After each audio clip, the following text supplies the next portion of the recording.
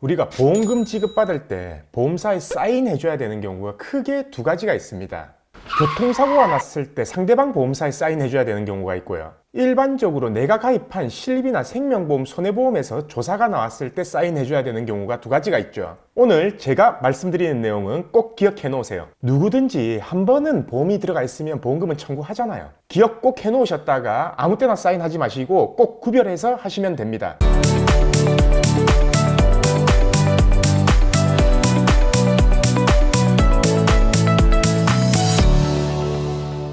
매일 저녁 새로운 정보를 드리는 채널 보상가 배상TV입니다. 이 질문도 참 많은 사람들이 물어봐요. 사인을 해줘야 되냐 말아야 되냐. 이 영상 놓치지 않고 들으시는 분들은 분명히 후회할 일은 없을 겁니다. 우선 우리가 개인적으로 가입한 보험부터 설명을 드릴 건데요. 우리가 생명보험이나 손해보험이나 실손이나 마찬가지지만 한 번에 청구했을 때 아니면은 고액의 보험금을 청구했을 때 아니면 가입한 지 얼마 지나지 않아서 청구했을 때는 꼭 조사가 나오죠. 보험사에서 직접 조사 나오는 보험사는 없습니다. 전부 보험사에서 손해사정업체에 위임을 해서 그 손해사정업체에서 조사가 나오는데요. 이 손해사정업체라는 거는 우리가 흔히 알고 있는 우리가 맡기고 위임하는 그런 손해사정업체는 아니에요. 십수년 전부터 보험사하고만 거래해온 보험사의 하청업체, 하청손해사정업체라고 생각하시면 됩니다. 아니면 보험사의 자회사인 손해사정업체거나요. 그 손해사정업체는 보험금 청구에 대해서 조사를 하고 초기보고서, 중간보고서, 종결보고서를 작성해서 올리고 그 대가로 보험사의 손해사정 비용을 받는데요. 우선 보험금을 접수하고요. 조사 안 나오고 지급될 보험금은 3일 이내에 지급됩니다.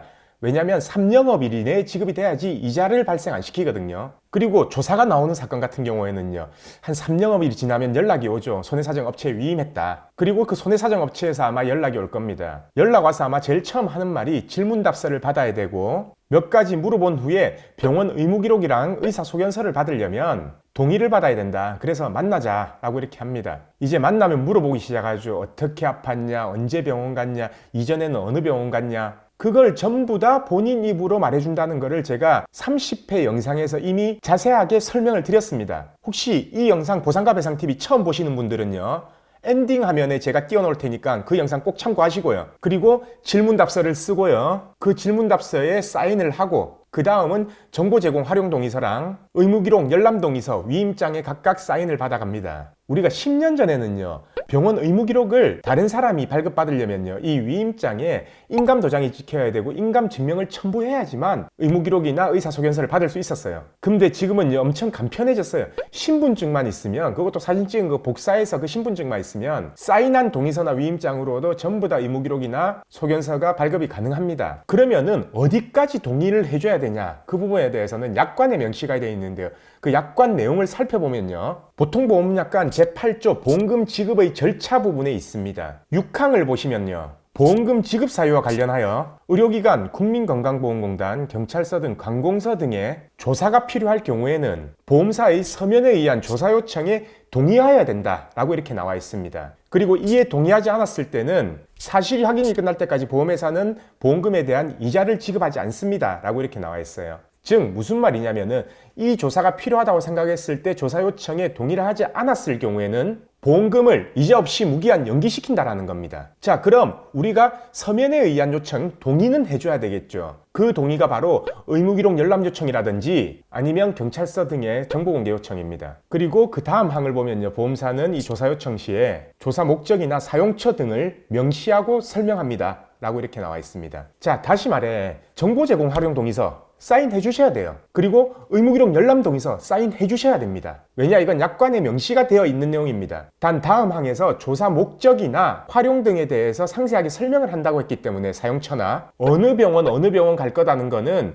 구체적으로 설명을 듣고 그 열람 동의서에 명시를 하시는 게 좋습니다. 물론 이런 것들에 대해서 동의를 안 하게 되면요. 보험사의 조사가 이루어지질 않잖아요. 그렇게 되면 보험금만 지급이 늦춰질 뿐이에요. 동의를 하시되 내 동의서가 어디에 쓰여지는지를 꼭 확인을 하시면 됩니다. 그리고 간혹 가다가 보험사에서 국민건강보험급여 내역이라든지 국세청 연말정산 자료에서 의료기관 이용 내역을 요구하는 경우가 있는데요. 약관에는 그거는 명시되어 있지 않습니다. 동의만 하면 되지 내가 굳이 발급받아서 보험사에 줄 필요는 없다라는 거예요. 그리고요. 국민건강보험공단 같은 경우에는요. 동의한다고 해서 보험사가 가서 절대 서류 발급 안 됩니다. 단 이거는 아셔야 됩니다. 만약에 이런 동의들을 안 해서 보험금이 지급이 안 됐고 그로 인해서 소송을 간다면요, 이 자료 등은 전부 오픈되게 돼 있습니다. 왜냐하면 모든 관공서나 국민연금관리공단 등에 법원을 통해서 문서송부 촉탁 신청을 해버리면 재판 중에는 모든 자료가 열람이 될 수 있습니다. 그래서 결국 재판을 가면 이런 자료들은 전부 다 오픈이 된다라는 거죠. 그래서 이런 부분들까지 전부 다 고려를 한 상태에서 내가 직접 사인을 해줘야 된다, 동의를 해줘야 된다는 서류, 그 서류가 뭔지를 명확하게 알고 동의를 해주시면 된다라는 얘기입니다.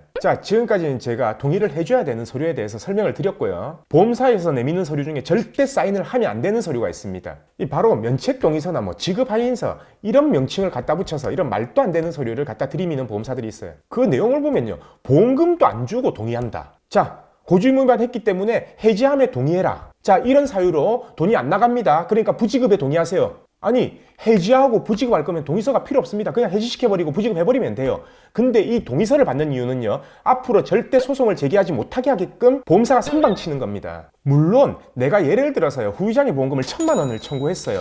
근데 장애에 대해서 보험사하고의 이견이 있어서 한 500만 원에 절충을 하고 합의를 하고 그 합의된 금액에 동의한다. 그리고 여기에 대해서는 소송 제기하지 않겠다.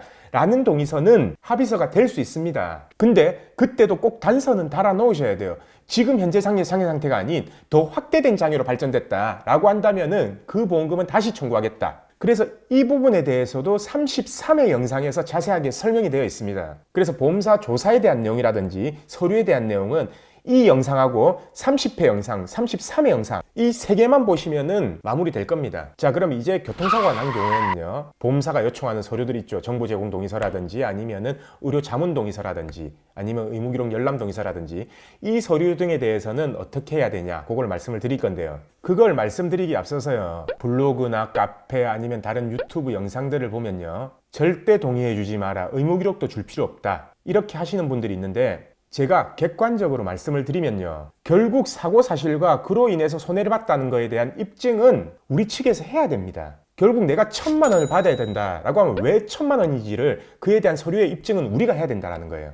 제가 이렇게 말하면요, 또 이 영상 보고 또 보험사 편드나 이렇게 말씀하시는 분들이 있을 건데요, 아무리 그렇게 댓글이 달린다 하더라도 저는 사실을 전달해야 되고 우리는 정확한 사실을 근거로 싸워야 되지 않겠습니까? 제가 아무리 이렇게 영상이라도 사실도 아닌 근거도 없는 얘기 가지고 이렇게 이빨린 소리만 할 수는 없잖아요. 그리고 댓글에 보시면요, 민원 넣으면 무조건 해결된다 라고 이렇게 하시는 분들이 있는데요, 당연히 해결되는 경우 있죠. 그게 보험사의 아킬레스건이고 약점인데요. 그래서 아마 해결되는 경우도 많을 겁니다. 하지만 반대로 민원 넣었는데 보험사가 그래 한번 해보자 라는 식으로 반대로 소송 제기해버리는 경우도 있습니다. 채무 부존재 확인 소송이라고요, 제가 47회 영상에서 설명을 드렸습니다. 그래서 이 의무기록 열람 동의서라든지 아니면 자문 동의서에 사인을 하냐 안 하냐는 우리가 보험사 담당자하고 합의하는 과정에서요, 합의 스킬로는 이용할 수 있어요. 하지만 원칙적으로 만약에 주간판 탈출증이다 아니면은 인대 파일이다 라고 하면은 그 주간판 탈출증이나 인대 파일에 대한 사실에 관한 입증은 우리 측에서 해야 하는 겁니다. 그래서 저는 원칙을 말씀드린 거고요. 자, 그러면은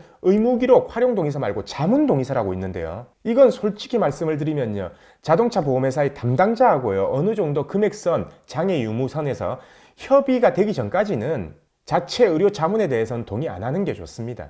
보험사의 보상가 담당자들이 눈치를 보는 게 이제 의료심사팀의 눈치를 보거든요. 왜냐면 의료심사팀에서 어느 정도 장애가 결정돼야지 그 금액을 산정해서 이제 합의로 제안을 하고 이렇게 협상을 하는데요, 만약에 그 의료심사팀에서 장애가 없다라고 나오면은 담당자 선에서도 뭔가 할 수가 있는 게 없어요. 그래서 그런 자문 동의를 하기 전에 어느 정도 담당자하고 장애에 대한 협의를 거치고 나서, 금액적으로 협의를 거치고 나서, 그리고 그 담당자한테 그렇게 결제 받아오라고 하는 게 훨씬 낫습니다. 아니면 보험사한테 처음부터 강력하게 주장할 거면은 내가 소견서 미리 다 받고 후유장애 진단서 전부 다 받아서 보험사에 강력하게 주장하시는 게 좋습니다. 제가 지금 이렇게 말하는 역할들이 소송 가기 전에 손해사정사나 변호사들이 하는 역할이고요. 제가 말씀드렸었죠. 손해사정사하고 변호사의 차이점은 6회 영상에서 제가 설명을 드렸습니다. 안 보신 분들은 그 영상도 다시 한번 보시고요. 오늘 영상은 여기까지 하고요. 내일도 좋은 주제를 가지고 다시 오겠습니다. 끝까지 봐주신 구독자분들 감사드립니다.